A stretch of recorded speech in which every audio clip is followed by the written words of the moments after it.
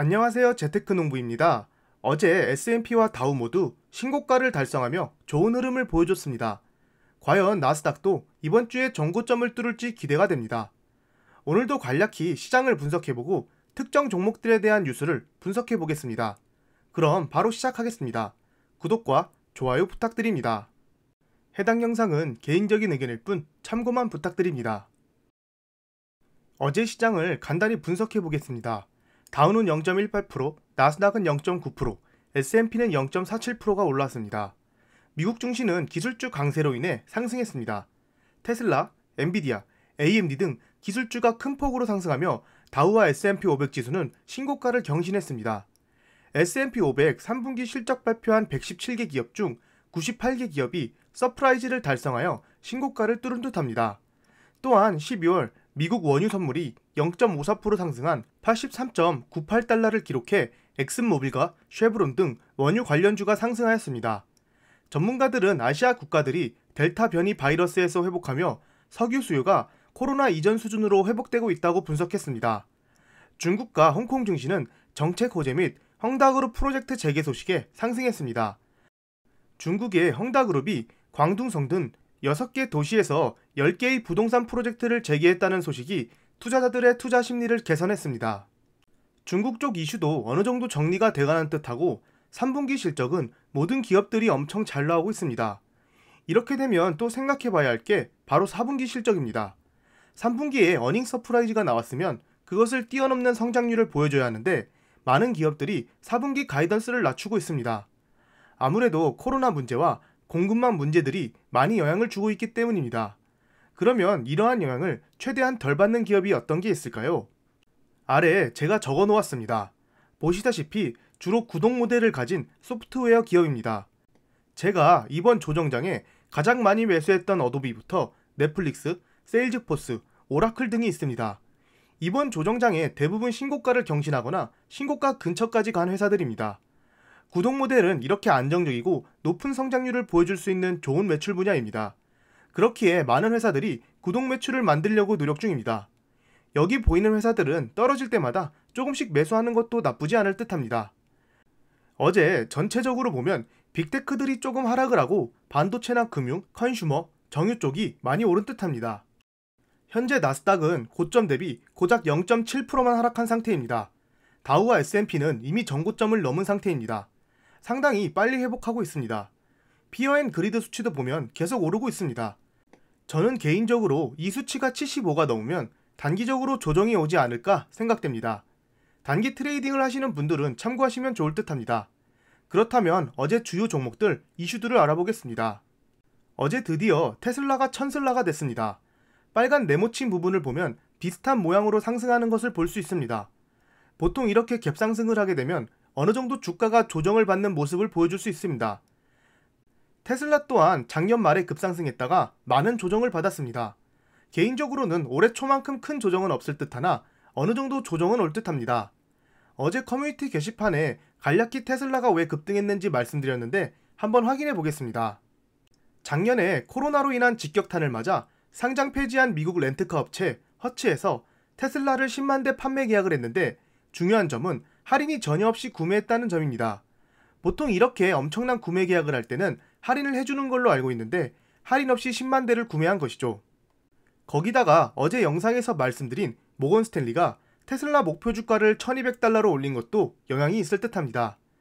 테슬라 주주분들은 다시 한번 축하드립니다. 다같이 열심히 공부해서 제2의 테슬라를 한번 찾아봅시다. 그 다음은 페이팔 소식입니다. 페이팔은 어제 장전에 6%가량 상승하다가 장 시작하면서 조금씩 하락하여 2.7%에 마감했습니다. 그러면 어제 왜 갑자기 급등했는지 알아보겠습니다. 제가 며칠 전에 올려드린 영상에서 페이팔이 급락한 이유를 말씀드렸습니다. 페이팔이 SNS 기업인 핀터레스트를 페이팔 시총의 15%에 달하는 금액을 주고 인수한다는 뉴스가 나와서 페이팔이 5% 가까이 급락하고 핀터레스트가 10% 이상 급등했으나 어제 공식적으로 인수하지 않는다고 발표했습니다. 인수하지 않는다고 발표하고 영상에서 보시다시피 핀터레스트가 12% 이상 급락했습니다. 어제 CNBC에 따르면 페이팔은 이날 자사 홈페이지를 통해 지금 당장 핀터레스트 인수를 추진할 계획이 없다며 해당 공지는 최근 제기된 시장의 루머에 대한 답변이라고 밝혔습니다. 하지만 말하는 것을 보면 언젠가는 인수할 것이다 라는 느낌이 조금 나는 듯합니다. 핀터레스트를 한번 분석해 봐야겠네요. 댓글을 보니 어떤 구독자분께서 핀터레스트 인수 루머 당시 매수했다가 어제 6% 가까이 수익을 보고 빠지신 분도 계셨습니다. 이런 식으로 단기적인 악재를 보고 들어가셔서 수익을 보고 나오는 전략도 아주 좋은 것 같습니다. 하지만 이런 트레이딩은 주로 우량주에만 가능한 트레이딩이니 시총이 낮은 주식들한테는 위험한 방법입니다. 저는 최근 페이팔 하락 때 페이팔을 추매했으며 조금 더 장기적으로 들고 갈 생각입니다. 그 다음은 제가 최근에 영상으로 소개해드린 우주 인프라 개발업체 레드와이어입니다. 어제 무려 17달러까지 올랐다가 현재는 많이 하락한 상태입니다. 그래도 상당히 주가가 올랐는데 오늘 주가가 오른 이유는 바로 며칠 전에 제가 올려드린 그 영상에 답이 있습니다. 레드와이어 분석 영상에서 이런 자료를 분석해드린 부분이 있습니다. 보시면 레드와이어에 있는 메이드 인 스페이스 수석 프로그램 매니저가 올해 10월 1일 대학교에서 강연 중에 이런 말을 했습니다. 아래 빨간 글씨를 보시면 아마존과 파트너가 될 수 있는 좋은 기회를 찾고 있다고 말이죠. 제프 베이조스가 우주에서 하려는 일과 레드와이어의 업무가 비슷합니다. 어쨌든 10월 안에 아마존 관련 뉴스가 나올 것으로 생각했는데 바로 어제 실제로 아마존 관련 뉴스가 나왔습니다. 레드와이어가 제프 베조스의 블루 오리진과 파트너십을 발표했습니다.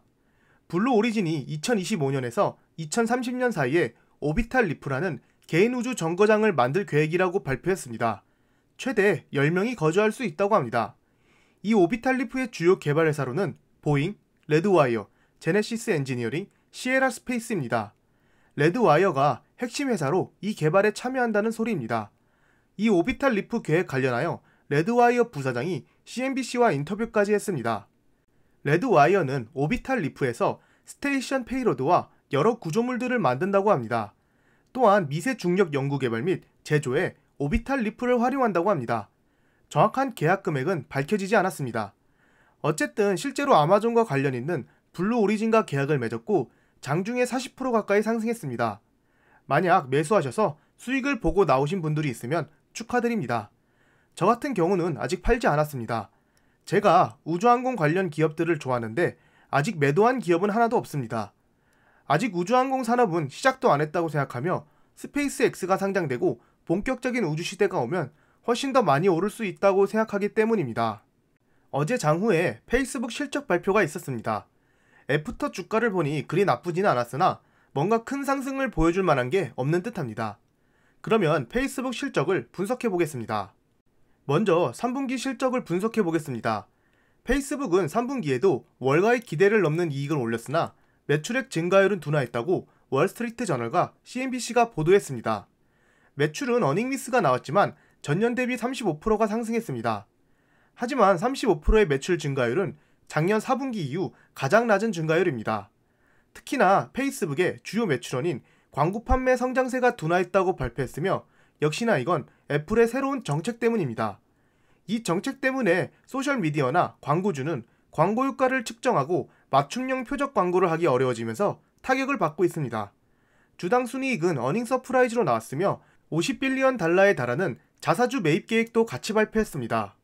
4분기 예상 매출은 컨센서스보다 조금 낮은 31.5빌리언 달러에서 34빌리언 달러 사이입니다.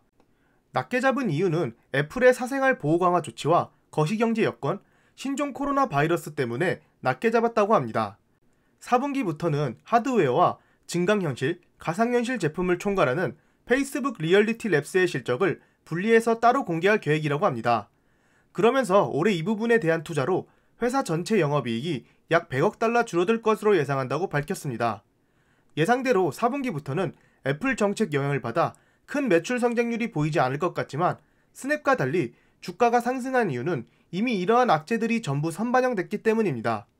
지금 이 상황에서 더한 악재만 터지지 않는다면 자사주 매입과 메타버스 개발을 앞세워 주가가 조금씩 상승하지 않을까 개인적으로 생각해 봅니다. 오랜만에 프로테라 관련 소식이 있어서 가져와 봤습니다. 주가는 계속 10불 부근에 있는 상태인데요. 어떤 소식인지 바로 알아보겠습니다. 모건 스탠리에서 프로테라에 대한 투자 의견을 이퀄 웨이트로 발표하고 목표 주가를 12달러로 잡았습니다. 상용차나 버스에 배터리 팩 및 충전 공급 인프라 선도업체가 될 수 있는 힘을 가지고 있다고 분석했습니다. 로미오 파워나 보그워너와 같이 경쟁업체가 있지만 충분히 경쟁력이 있다고 말했습니다. 현재 4개 기관에서 타겟 주가를 발표했으며 평균 타겟 주가는 13.25달러입니다. 보통 애널리스트들의 타겟 주가는 1년 뒤 예상 주가입니다. 나름 이름 있는 기관에서 내년 예상 주가를 13.25달러로 보는 듯합니다. 테슬라가 엄청나게 오른 것처럼 프로테라도 상용차와 전기버스 부문에 더 활발히 진출해야 할 듯합니다. 바이든 인프라가 올해 말에 통과된다면 프로테라도 충분히 수혜를 받지 않을까 개인적으로 생각해봅니다. 그랩과 합병할 스펙 주식인 AGC가 어제 장중에만 16%가 오르고 장후에 13%가 또 상승했습니다. 어떤 호재 때문에 상승했는지 알아보겠습니다.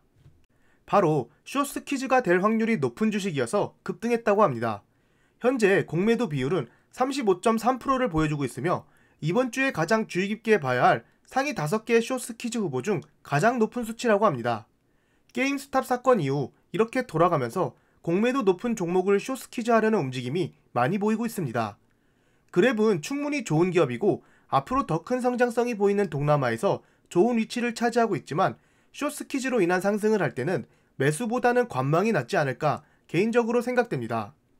현재 나스닥 선물이 상당히 좋게 흘러가고 있습니다. 과연 오늘 나스닥도 전고점을 뚫을지 기대되네요. 오늘 하루도 즐거운 하루 되세요. 절대 투자 추천 의견이 아닌 개인적인 의견이니 참고만 부탁드립니다. 지금까지 제 영상을 봐주셔서 감사합니다. 구독과 좋아요 부탁드립니다.